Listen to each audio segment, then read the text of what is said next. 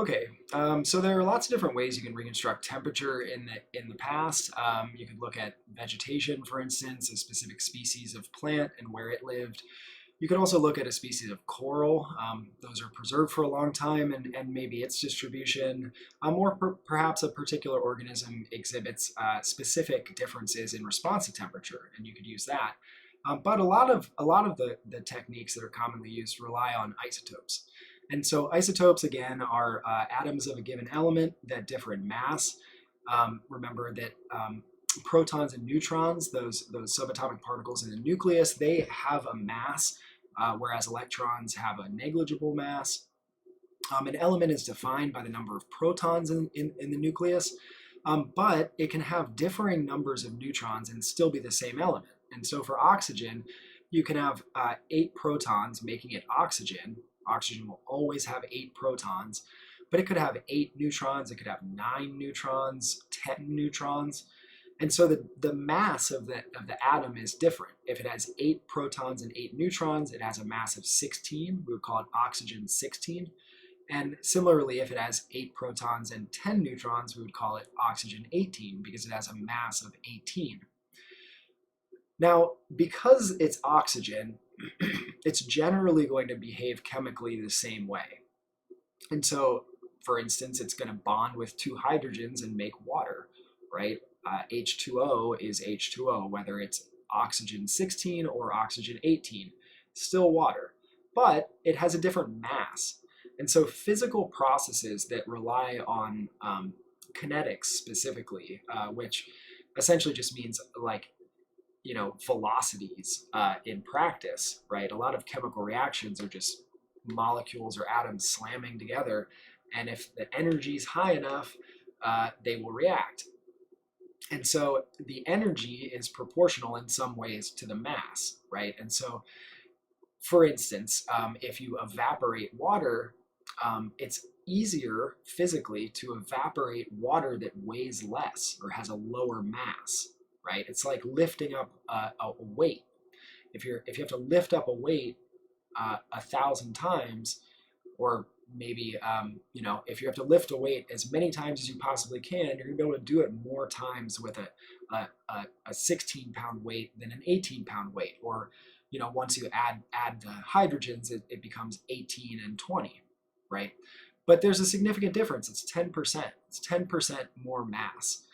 And so when you evaporate water out of the oceans, as we get to in the next slides, as we evaporate water out of the oceans, the water vapor is enriched in the lighter isotope.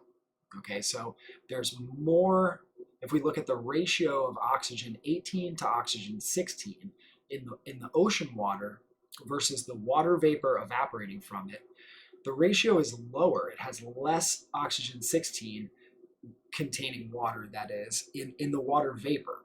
Okay, the exact opposite happens as water precipitates and rains out of clouds or out of the atmosphere. If you have water vapor that exists in the atmosphere and it's going to condense and precipitate, the heavier oxygen 18 containing water vapor will more often precipitate than the lighter stuff. Okay, and so the net result of this over transport is that you evaporate water from the ocean, right? It has some oxygen isotope ratio, the ratio of O16 to O18. It has some ratio in the ocean, and the water vapor that evaporates is, we say, lighter.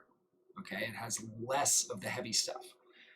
As that water vapor is transported, either onto the continent, like into the continental interior, or up it to higher latitudes towards the poles, the rain that falls out of it is preferentially enriched in the heavy oxygen 18 isotope. And so the water vapor, the residual water vapor, the cloud, so to speak, just gets lighter and lighter and lighter as it moves, as it's transported.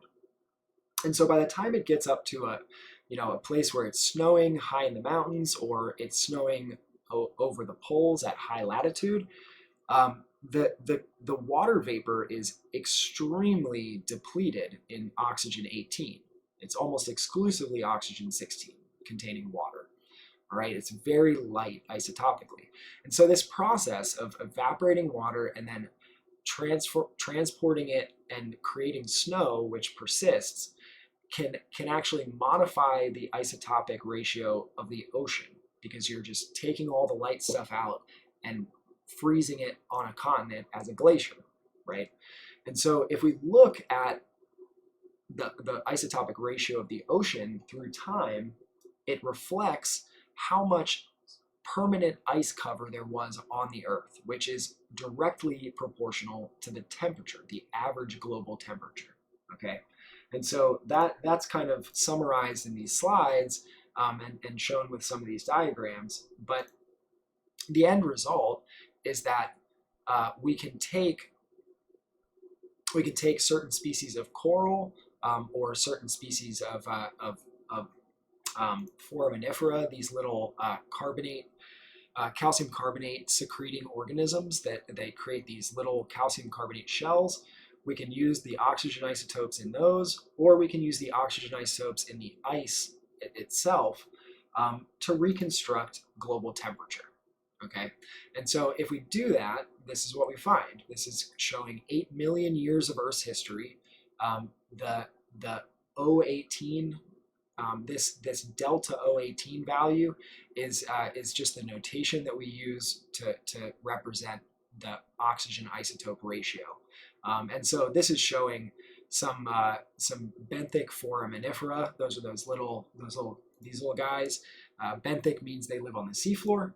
And it's also showing the reconstructed sea surface temperature. And you can see that they mimic one another, and that's the idea. You can see this if you look at the modern system, or the modern climate. You can actually measure these in water vapor today, but you can use them to reconstruct ancient temperature. And so if we look at the records of ancient temperature and ancient CO2, they match up really well. And so the next question logically is, what's driving this variability, right? Because we know that we've been in an ice age for the recent past, but we've been kind of coming out of it. The last glacial maximum was about 20,000 years ago, right? And so we talked about that sea level was about 120 meters lower than it is today, 350 or 375 feet lower than it was today at the last glacial maximum about 20,000 years ago. That's when humans lots of animals migrated in between continents, because sea level was so low. There were actual land bridges, like between eastern Russia and Alaska, modern day those. So in any case, there's a reconstruction here of what that might have looked like. Lots of land down here in these regions, land bridge up there, and so this amount of water being taken out of the ocean, preferentially enriched in those lighter isotopes, has a dramatic effect, leveraging that isotopic ratio. And it's recorded, and we can use it to reconstruct ancient global temperatures.